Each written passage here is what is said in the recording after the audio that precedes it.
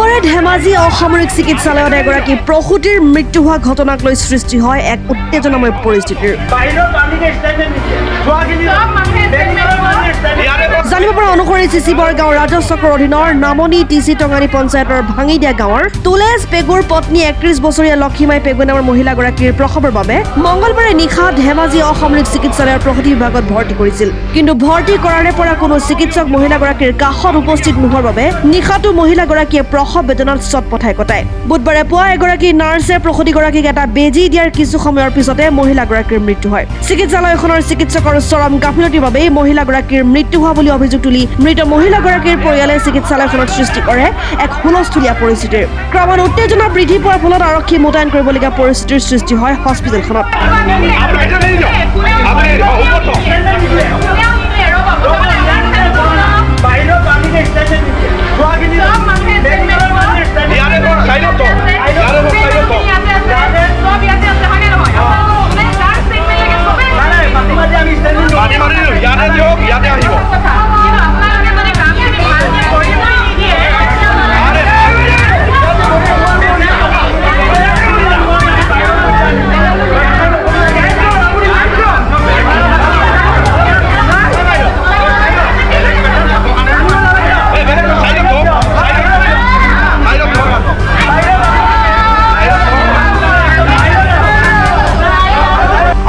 আৰক্ষীৰ তৎপৰতাত পৰিস্থিতি নিয়ন্ত্ৰণ কৰিবলৈ সক্ষম হয়। মৃতকৰ পৰিয়ালে সংবাদ মাধ্যমৰ জৰিয়তে সমগ্ৰ ঘটনাৰ এক তদন্তৰ দাবী জনাইছে।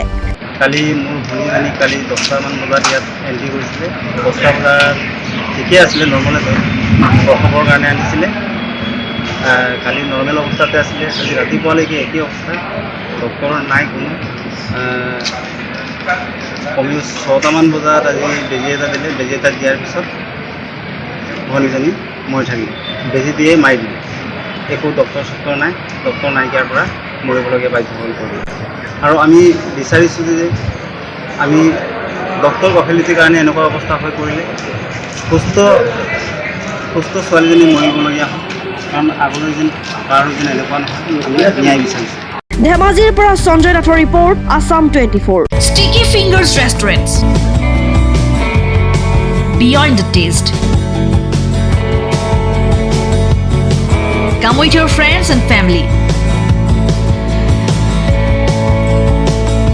Home delivery also available.